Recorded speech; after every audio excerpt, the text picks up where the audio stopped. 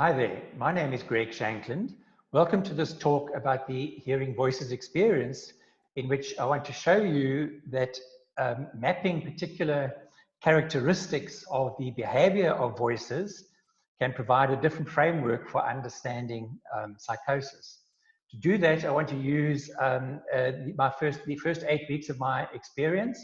Early episodes are instructive because they offer us an opportunity to study the unusual stimuli that voices present and how they lead us to particular interpretations without the confusion of analyzing the person that's hearing the voices.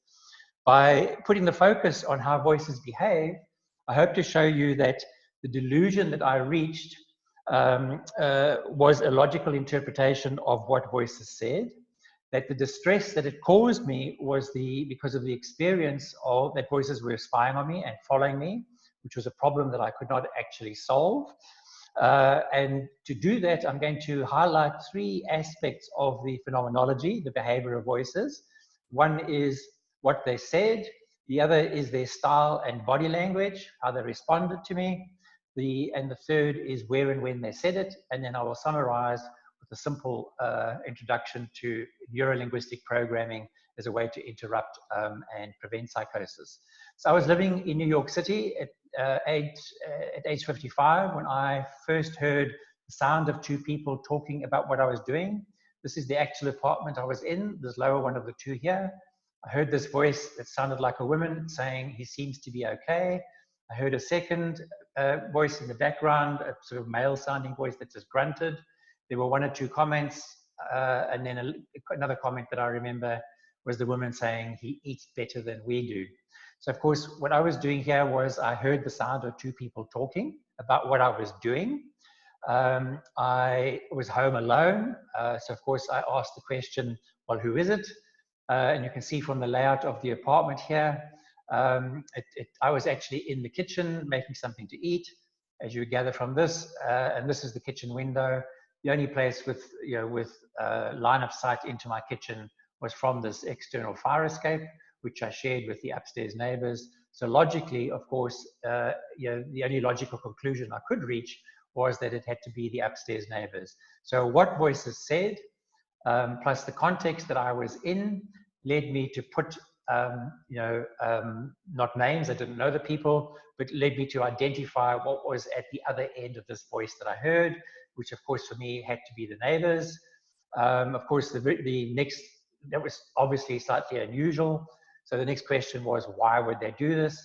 And of course, it turns out I had hurt myself that afternoon in the bathroom and made a lot of noise for a minute or 2, much more noise than I would ordinarily make. So I inferred that they had heard the commotion I had made and which were worried and were checking up on me. After I had finished eating, I actually did run upstairs and knock on their door just to let them know that I was okay, but there was no reply. And for me, that was the end of it at day 1. But what happens, of course, at the end of day 1 is, and I have this very logical process of reaching the conclusion that this was my upstairs neighbors. At day 1, it's not a problem. I think, that that's the end of it. Of course, except that what happened was the voices continued the next day. And this is a layout of the apartment. It's just an L-shaped room with the bedroom at one end, the bathroom at the other end, the fire escape outside, these 2 windows here, with windows, around the side there. So of course, I spent most of my time in the living room when I was there. And of course, I thought somebody was looking from here into the kitchen at first. Of course, as voices continued, behavior of my neighbors now seemed a little strange. They seemed a bit nosy. Later on, of course, I started then to hear voices in the bedroom, particularly kind of, first thing in the morning, something like this. His eyes are closed, but I think he's awake. And this now was actually a female voice talking to another female voice, and this male voice still in the background. So now there were 3, made no sense. Also heard comments in the bathroom. And of course, what this does is it changes, just changing the location of where I heard voices, changes the context that I interpreted in. Because now my voice, my neighbors are invading very private spaces that can't actually be seen from the fire escape. So of course, now my next question that I ask is very logically, well, how is this happening? How are my neighbors able to see what I'm doing in my bedroom and my bathroom? So of course, I start to look for cameras. I start to worry about whether my PC is being hacked. And of course, that just provides an opportunity for voices to make comments about my PC.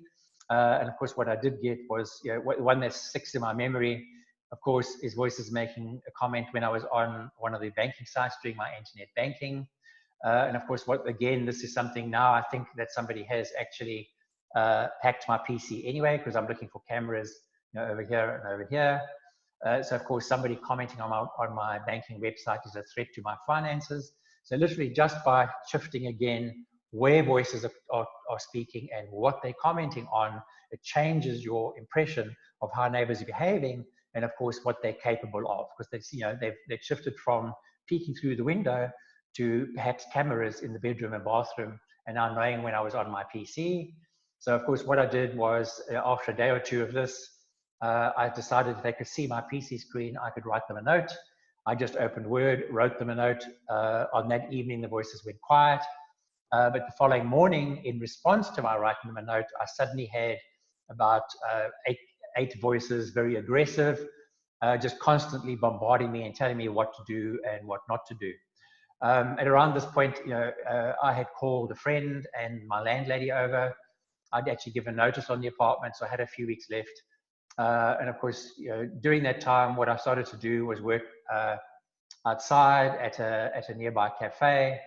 And at some point, the voices then started to slowly follow me outside. I started to hear them at the door, on the staircase, at the door onto the street. And there was one day that I remember in particular when I went into an internet cafe, and I heard them there. And of course, as I was logging into my email, they were just laughing at me and saying, "Well, what are you thinking? If we can follow you around, we know that you're actually logging in to your email, and actually we can trace you from your email address, the fact that you're logging in anyway." So of course, voices were then just using the idea that technology, of course, could be used to follow me around. Of course, we have electronic traces of pretty much everything we do electronically, of course. So that was just, they were asserting how this was actually happening, how it was possible. Of course, and this is very, very confusing. The last weekend that I had this particular apartment, because I had just fixed my PC, had it reformatted, all of these kinds of things, because I'd assumed that was the problem. I checked into a hotel because I didn't want to take the PC back to this apartment for the last 2 days that I was actually there. And of course, when I checked into the hotel, I was barely in the room when I started to hear voices there. And of course, that led to my first sort of panic attack, because I couldn't escape, couldn't escape voices. So the thing to take away from this actually is that what caused the distress is voices simply shifted the frame of reference, private space, bedroom and bathroom, meaning their behavior was much, much worse, which meant that I couldn't trust my neighbors. I couldn't now actually go and talk to them about this behavior, because they would simply deny it. So it blocked off that course of action. Of course, the fact that they were connected, I thought, connected to my PC. It hacked into my PC some way. I'm not a PC technician. I didn't really know what to do about that. I went and had my PC reformatted, but of course that was a fake problem, and this action, of course, wasn't going to solve the problem. But I didn't know that at the time, because I had believed that this was my neighbors. So what you can see here is the voices presented a fake problem. They aggravated it, which escalated my distress simply by moving where they actually spoke about me. So what does this tell you at sort of very high level? If it isn't the neighbors, of course, the neighbors was just one example of many fake problems, which have this sort of kind of characteristic that there's a strong belief plus doubt about the implications of that, based on the evidence that voices presented. What they said, when and where they said it, led me very specifically to the belief that it was my upstairs neighbors, 2 voices, male, female, commenting on what I was doing. It was the only logical conclusion. The doubts were about what this meant, and of course, once they started behaving badly, I started to wonder what else they were capable of. Clearly, this has nothing to do with the chemical imbalance that cannot possibly explain these kinds of tactics of voices. And of course, the other thing is that the emotional distress, the problems that arise emotionally, the kind of sensitivity to this thing, are outcomes and not causes of voices. So they're outcomes as a result of hearing voices, as opposed to something that would cause voices. So CBT-P kind of may help with problems that develop, but actually it's not going to solve the root cause of the problem.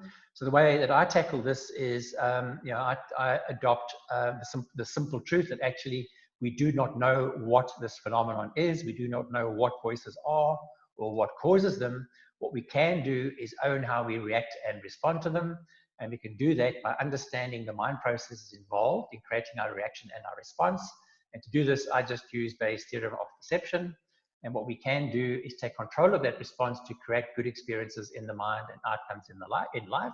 And of course, this is something I used to do before I heard voices anyway, with my practice of Neuro Linguistic Programming, or NLP. So I simply represent Bayes' theorem of perception with these kinds of 5 steps. We experience stimuli in a particular kind of context. The sort of habitat or location that we choose creates our expectation of stimuli. The match between the stimuli and what we expect of them is what causes our reaction. So this is the initial body emotional reaction to new stimuli. Of course, we often don't notice those because the stimuli we're getting are what we expect. So we don't have a strong reaction, but when, of course, you're hearing voices in this context, you do. And of course, our response is simply what we do with that new piece of information to create a new kind of outcome in the mind, first of all, and then in life. And of course, what happens when voices present unusual stimuli, which I represent with this jack in the box because it's full of these surprises, is it creates an unpleasant reaction. And of course, we struggle to find a good outcome, as you've just seen in the previous slides. And the most basic technique that I use, and I use this in the moment and preventatively, is that actually what you can do is you can actually interrupt this predictive flow of processing. The brain processes new stimuli by default.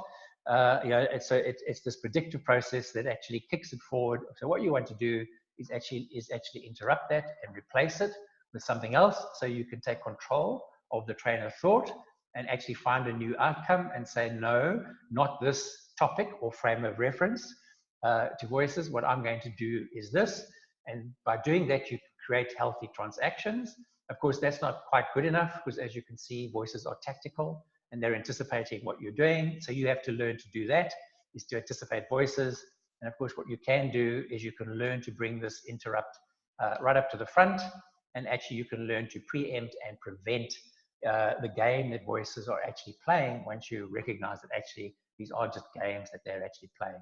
So what you can learn to do is create the right kinds of expectations and preempt voices. And you'll see on my YouTube channel, on one of the videos there, that I have 6 tools for doing this, but they're all based on the simple idea that I can actually interrupt and replace voices when they arrive.